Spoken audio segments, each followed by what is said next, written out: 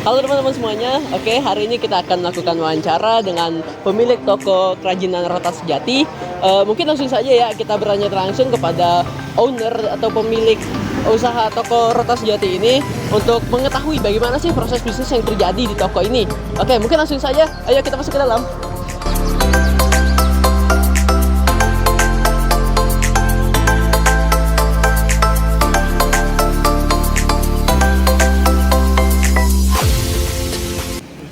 Oke, jadi di sini saya sudah bersama dengan anak dari owner Rotan Sejati. Mungkin kita langsung saja ya ke sesi wawancara untuk kita mengetahui bagaimana sih proses bisnis dari toko rotan ini. Oke, mungkin dengan ini kakak siapa namanya kak? Yulia. Jadi di sini ada beberapa pertanyaan kayak yang bakal kami tanyakan ke kakak. Untuk pertanyaan yang pertama itu dari tahun kapan sih kak usahanya ini tuh berdiri gitu? Dari sekitar tahun 1994 atau 95-an mungkin. Oh, cukup lama sudah kayak sekitar 25 tahunan mungkin kayak lebih ya? Ya, tapi ini nggak di sini langsung. Dia berdirinya di tempat lain, baru pindah-pindah juga berapa kali gitu. Oh ya baiklah. Untuk pertanyaan berikutnya ya, ini kan kenapa sih alasannya memilih bisnis kayak kerajinan rotan ini sebagai bisnisnya? Kan apakah ada potensi yang dilihat atau bagaimana gitu?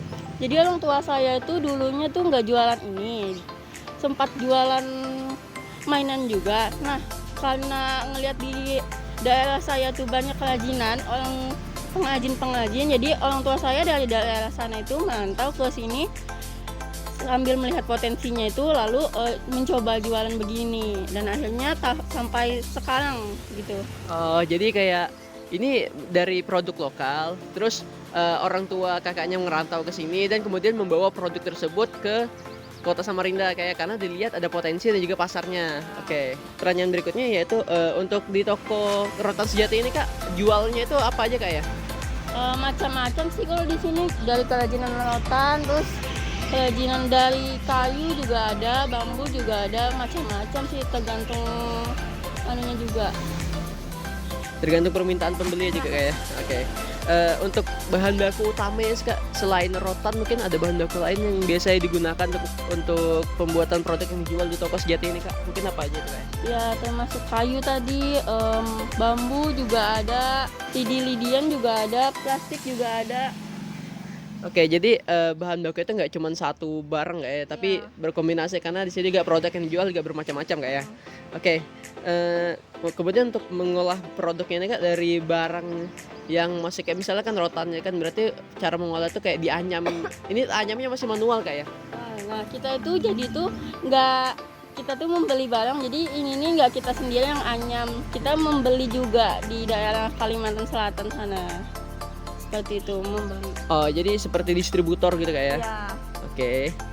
Untuk transaksinya kak, ini kan kakaknya di toko rotan sejati ini, apakah transaksi yang dilakukan oleh pengunjung yang atau pembeli yang ingin membeli produk itu cuman bisa melakukan tunai atau ada bisa pakai QRIS atau sebagainya gitu kak? Nah jadi kalau pembeliannya biasanya lebih banyak tunai, cuman kalau misalnya orang nggak ada itu biasanya kita transfer. Oh iya, masih bisa pakai transfer kak ya? Iya, lewat transfer aja sih. Oke.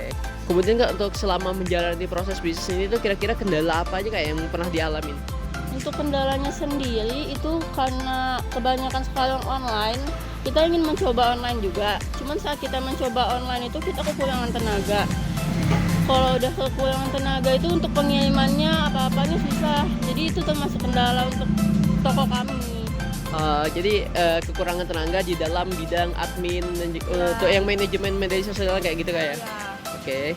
Ini kan kerajinan rotan ini kan sebenarnya pasar utamanya atau target pemasaran utamanya itu apakah warga sekitar atau mungkin wisatawan asing yang hendak mencari oleh-oleh begitu atau bagaimana kak? Ya untuk targetnya sendiri semua kalangan sih ya. Kadang dari warga sekitar juga ada, dari luar juga ada, dari kota Bontang, kota Sangatta, seperti itu. Oke. Berarti penjualannya itu kak selain di kota Samarinda juga bisa sampai keluar kota kak ya? Iya, termasuk keluar juga. Ke luar pulau pun ada sebagian, cuman nggak terlalu banyak ya. Oh iya, berarti itu tergantung permintaan juga ya. Kalau Iya. misalnya ada permintaan dari luar pulau, baru kita bisa kirimkan ke sana Kak ya. Iya, benar. Oh iya, baik. Kemudian Kak, untuk strategi pemasaran tuh, apakah melalui mulut ke mulut saja atau mungkin ada media lain yang digunakan dalam untuk menggait market yang lebih besar gitu? Kebanyakan kita lewat mulut ke mulut, cuman lewat telepon juga ada. Jadi kita menghubungin yang sekiranya bakal meminta barang kita gitu. Jadi kita menghubungin satu persatu, lalu nanti mereka akan membeli gitu. Oh, oke. Kalau boleh tahu Kak, untuk toko Rotan Sejati ini apakah punya pelanggan tetap yang mungkin dalam jangka waktu sekian tuh pasti dia ada me-request barang gitu? Iya, termasuk ada salah satunya di Tenggarong, itu tiap bulan ngambil barang macam-macam buat dia jual kembali di daerah Tenggarong seperti itu. Iya. Oke Kak, pertanyaan berikutnya, bisnis Rotan Sejati ini merupakan bisnis utama di keluarga Kakak atau cuman sampingan doang? Termasuk utama sih, cuman satu-satunya. Kalau boleh tahu Kak, di sini yang menjadi karyawan tuh apakah cuman keluarganya aja atau ada orang lain juga menjadi orang karyawan di sini? Iya, jadi untuk karyawan di sini cuman keluarga-keluarga aja sih. Karena kalau misalnya kita mencoba menambah lagi, cuman agak susah mungkin. Oke, karena agak repot di bagian rekrutmen dan juga sebagainya, kriteria pegawainya juga kayak. Kemudian, oh ya Kak, kan dalam 2 tahun terakhir kita kan menghadapi yang namanya pandemi COVID-19 kemarin kan ya. Dan kita tahu kan kalau usaha Rotan Sejati ini kan sudah lama berdiri sejak tahun 1990-an tadi kan ya. Nah, dalam 2 tahun terakhir ini kan kita ada pandemi. Nah, itu tuh apakah berpengaruh Kak ke dalam bisnisnya? Kayak mungkin ada penurunan omset dan sebagainya gitu? Iya, pasti ada pengaruhnya sih. Ada penurunan omset, penurunan permintaan. Jadi kita tuh agak sulit. Oke, tapi untuk sejauh ini bisnisnya masih bisa berjalan Kak ya?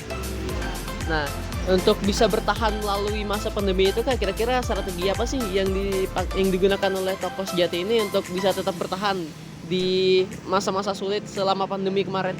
Jadi kita menghubungin langganan-langganan kita yang udah tetap tersebut untuk menanyakan kabar bagaimana. Nah, selain itu juga kita mengurangi stok barang supaya nggak terlalu banyak barang karena kan kurangnya permintaan tadi. Oh, jadi selain dengan menghubungi pelanggan-pelanggan yang pernah berbelanja di sini, kita juga kayak menurunkan stok supply barang gitu ya, karena untuk menghindari kerugian yang lebih besar gitu kayak. Oke. Kemudian Kak, untuk toko Rotan Sejati ini sendiri tuh alamatnya ada di mana Kak ya? Ya, alamatnya itu di Jalan Tarmidi, RT 12 nomor 12. Tempatnya itu berseberangan sama jualan burung. Jadi di tengah-tengah di Jalan Tarmidi. Oh, oke. Nah, jadi bagi teman-teman yang mau belanja ke toko Rotan Sejati, bisa langsung datang aja ke Jalan Tarmidi. Karena di daerah sini juga merupakan sentralnya kerajinan-kerajinan rotan dan sebagainya gitu teman-teman. Oke, mungkin pertanyaan terakhir, apakah ada media bisnis yang digunakan untuk menjalankan usaha ini Kak? Kayak misalnya Facebook atau sebagainya gitu? Belum ada sih, saya udah mau mencoba, cuman belum terjalankan secara maksimal. Oke, jadi untuk proses penjualan sendiri itu masih konvensional Kak ya? Masih kayak kita jualan di toko ini menunggu pengunjung datang, Betul. gitu aja Kak ya? Oke, mungkin demikian wawancara dengan toko Rotan Sejati. Kurang lebihnya saya mohon maaf. Saya akhiri. Wassalamualaikum warahmatullahi wabarakatuh.